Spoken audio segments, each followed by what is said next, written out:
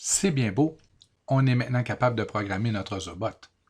Mais comment intègre-t-on cette programmation à nos activités régulières en classe?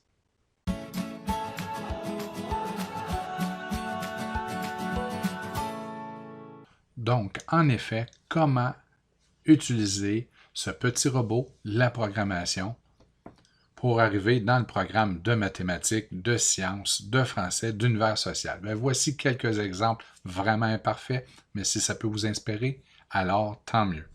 Bien, premièrement, la programmation en tant que telle, on travaille la notion de temps, donc en programmation, on pourrait quand même travailler à une certaine mesure la notion de temps, mais on travaille aussi les déplacements.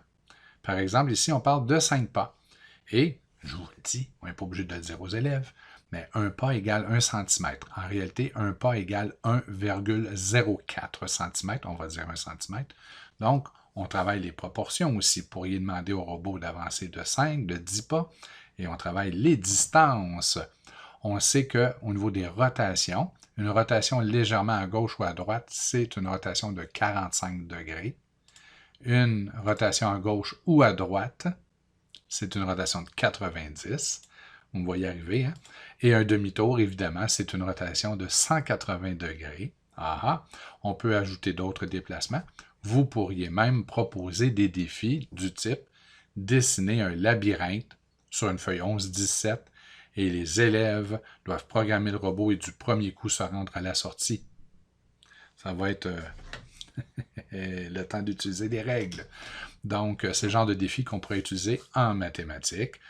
En français ou en univers social, on pourrait tout simplement demander aux élèves de lire un roman, par exemple, se diriger sur la Bibliothèque électronique du Québec, aller dans la collection de Jules Verne, de choisir Le Tour du monde en 80 jours, qu'on peut télécharger gratuitement en format PDF et même distribuer sur notre Classroom, notre Teams.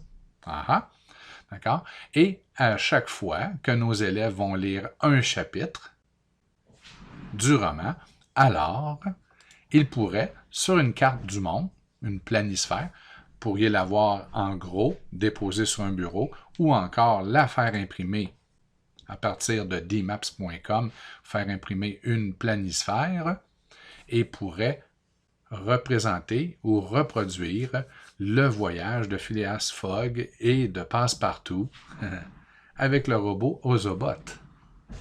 Donc, ça pourrait être un autre exercice. J'en avais d'autres, mais là, ça va être trop long la capsule que je vous laisse. J'espère que cela a pu vous inspirer. Tant mieux si c'est le cas. Et bonne utilisation de l'Ozobot.